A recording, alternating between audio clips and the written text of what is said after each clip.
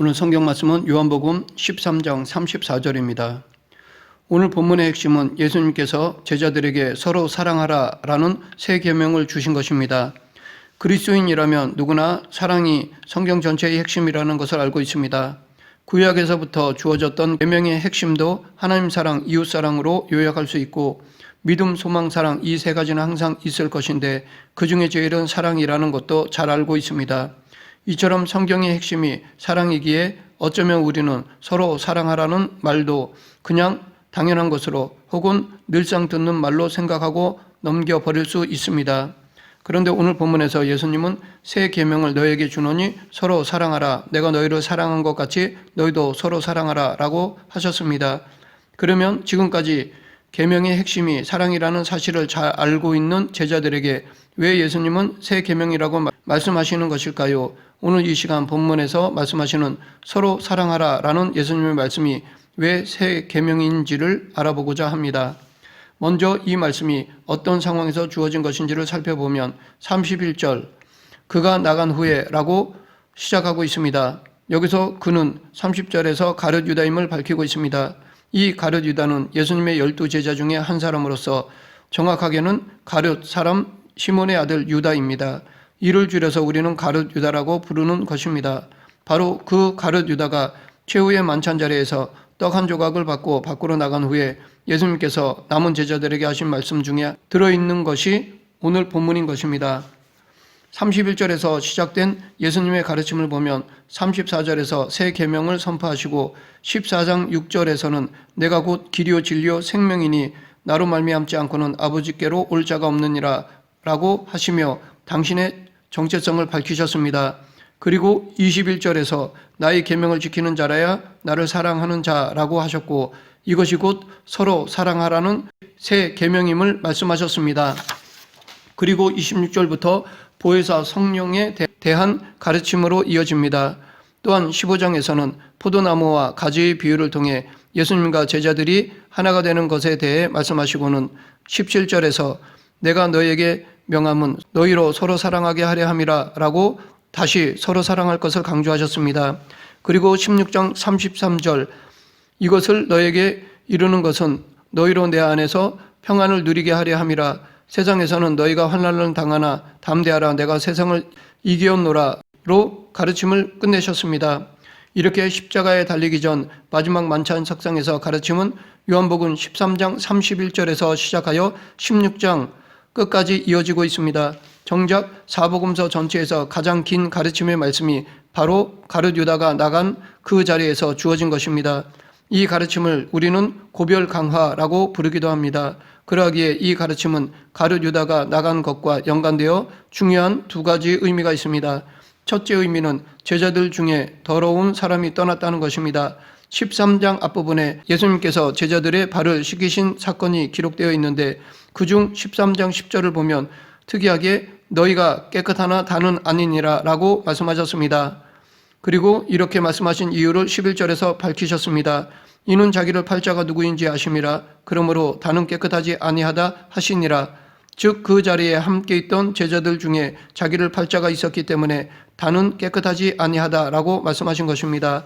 그런 상황에서 이제 예수님을 팔아넘길 가룟 유다가 나갔기에 남은 11명의 제자들은 깨끗하다고 볼 수 있습니다. 그렇게 가룟 유다가 나간 뒤에 남은 제자들 거룩한 한 몸을 이룬 공동체에게 예수님께서는 이 가르침을 주신 것입니다. 두 번째 의미는 예수님께서 영광을 받으시는 일이 실제적으로 시작되었다는 것입니다.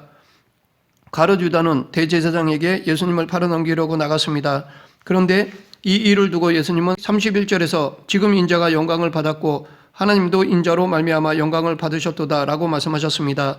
예수님은 그 전에도 여러 번 인자이신 자신이 영광을 받으실 것에 대해 알려주셨습니다. 12장 20절 이후로 헬라인 몇 명이 예수님을 만나 뵈러 왔을 때 한 알의 밀이 땅에 떨어져 죽으면 많은 열매를 맺는다라고 하시면서 그렇게 죽는 것이 아버지의 이름을 영광스럽게 하는 것이며 인자가 영광을 얻는 일이라고 하셨습니다. 그런데 지금 가룟 유다가 나감으로 드디어 그 일이 실제적으로 시작되었다는 것입니다. 우리가 알고 있듯이 이제 몇 시간 후면 대제사장이 보낸 무리들이 예수님을 잡으러 올 것입니다. 그리고 예수님이 제사장에게 끌려가 고난을 당하시고 새벽에 총독인 본디오 빌라도 앞에서 채찍질을 당하실 것입니다. 이렇게 예수님은 모진 고초를 당하시고 마지막으로 십자가를 지고 골고다 언덕에 오르셔서 오전 9시에 십자가에 달리시고 오후 3시에 숨을 거두실 것입니다. 당시 제자들은 이런 일들이 일어날 것을 다 알지는 못하였지만 이 가룟유다가 나간 것이 예수님이 순환을 당하시고 십자가에서의 죽음과 관련된 어떤 일이 시작되는 딱 그 시점인 것입니다.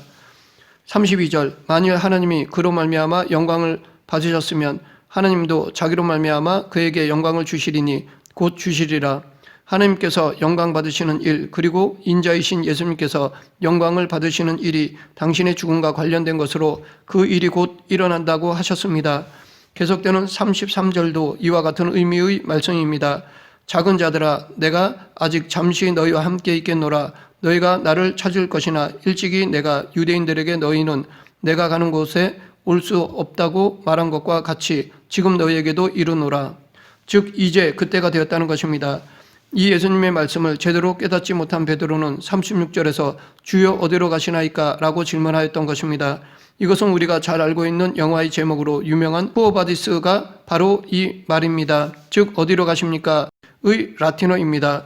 베드로는 예수님이 왕으로 등극하시면 한자리 할 생각이었는데 이런 청천벽력 같은 말씀에 당황하였던 것입니다. 이 질문에도 예수님은 내가 가는 곳에 내가 지금은 따라올 수 없다라고 말씀하셨습니다. 이런 상황이 오늘 본문의 배경입니다. 어찌 해야 할지를 모르고 두려워하는 제자들, 특히 악한 자, 즉 가룟유다가 나가고 깨끗한 11명에게 주시는 말씀이 34, 35절입니다. 새 계명을 너에게 주노니 서로 사랑하라. 내가 너희를 사랑한 것 같이 너희도 서로 사랑하라. 너희가 서로 사랑하면 이로써 모든 사람이 너희가 내 제자인 줄 알리라. 이 말씀은 세상에 나가서 많은 사람들에게 사랑을 베풀라는 것이 아닙니다. 먼 곳에 있는 가난한 사람들, 고통받는 사람들에게 사랑을 베풀라는 말씀도 아닙니다. 물론 이런 광범위한 사랑이 잘못됐다는 것이 아닙니다. 하나님은 분명 요한복음 3장 16절에서 말씀하신 것처럼 세상을 이처럼 사랑하셨습니다. 다만 오늘 본문에서 새 계명으로 주어진 서로 사랑하라라는 말씀은 특별히 그 자리에 있는 11명의 제자들, 잠시 후 예수님이 잡히시고 십자가에 달려 죽을 때 두려워서 뿔뿔이 흩어질 제자들에게 서로 사랑하라고 하신 것입니다. 그 한 예로 예수님이 제자들의 발을 씻겨주신 것처럼 그렇게 서로 간에 섬기고 사랑하라는 것입니다. 바로 이 사랑을 예수님은 새 계명이라고 하신 것입니다. 앞에서 말했던 것처럼 이 사랑하라는 가르침은 전혀 새로운 것이 아닙니다. 율법의 핵심이 하나님 사랑, 이웃 사랑이라는 것은 제자들도 다 알고 있는 사실이었습니다. 또한 예수님께서 사랑하라고 가르치신 것도 이번이 처음이 아니었을 것입니다. 왜냐하면 산상수훈에서도 원수를 사랑하며 너희를 박해하는 자를 위하여 기도하라 라고 말씀하셨기 때문입니다. 또한 계명의 핵심이 무엇이냐라는 율법사의 질문에 대해서도 하나님 사랑, 이웃 사랑 이 두 계명이 율법과 선지자의 강령이라고 말씀하셨습니다. 그렇다면 예수님은 왜 너희가 서로 사랑하라 라는 명령을 새 계명이라고 하셨을까요? 이 서로 사랑하라는 말씀을 새 계명이라고 하신 이유에 대해 두 가지로 생각해 볼 수 있습니다. 첫째, 세상의 사랑의 개념과 다르기 때문입니다. 예수님께서 이 자리에서 세족식을 행하시며 본을 보이신 대로 사랑해야 하는 것이기 때문입니다. 사랑의 방식이 예수님처럼 낮아져서 섬기는 사랑, 자기를 희생하는 사랑이어야 하기 때문입니다. 또한 사랑의 수준도 예수님처럼 자기 사람들을 사랑하되 끝까지 사랑하는 것이어야 하기 때문입니다. 이러한 예수님의 본을 따르는 방식과 예수님이 바라시는 수준의 사랑을 가장 잘 드러낸 표현이 요한복음 15장 13절 친구를 위하여 목숨을 버리는 사랑입니다. 둘째, 사랑의 대상이 특별하기 때문입니다. 가룟 유다가 나간 상황에서 나머지 11명의 제자들에게 서로 사랑하라고 하셨습니다. 예수님은 자신을 배반할 가룟 유다를 제외한 나머지 제자들에게 서로 사랑하라고 하시면서 그 사랑의 대상을 가르쳐 주셨습니다. 이를 더 크게 확대해 보면 예수님을 그리스도로 고백하는 믿음의 공동체 구성원 간에 더 크게는 예수님 안에 거하는 모든 성도들 간에 서로 사랑하라는 말로 받아들일 수 있습니다. 그러하기에 이 세 계명은 선택사항이 아니라 그리스도인이라면 반드시 따라야 하는 것입니다. 왜냐하면 성도 간에 서로 사랑하면 이로써 모든 사람이 예수님의 제자인 줄을 알기 때문입니다. 반대로 생각하면 서로 사랑하지 않으면 예수님의 제자가 아니기 때문입니다. 유대인들은 할례를 행하고 안식일을 지키는 것으로 자신들이 하느님의 백성임을 드러내려 하지만 그리스도인은 그리스도의 사랑을 실천함으로 그리스도인의 정체성을 드러내야 하는 것입니다. 그러나 우리가 이 같은 사랑을 실천하지 않으면 심각한 문제가 생깁니다. 그것이 14장 21절입니다.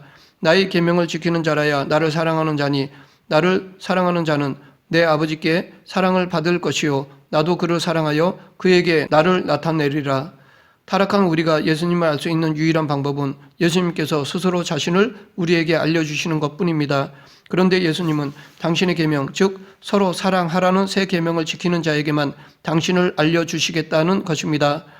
그러하기에 우리가 새 계명을 지키지 않으면 예수님을 알 수 없습니다. 우리에게 예수님을 아는 것이 중요한 이유는 우리의 구원과 연결되기 때문입니다. 영생을 얻기 위해서는 유일하신 참 하나님과 그가 보내신 자 예수 그리스도를 알아야 하기 때문입니다. 당시 제자들의 상황에서 이 서로 사랑하라는 말씀은 세 가지 의미로 볼 수 있습니다. 첫째, 서로 위로하는 것입니다.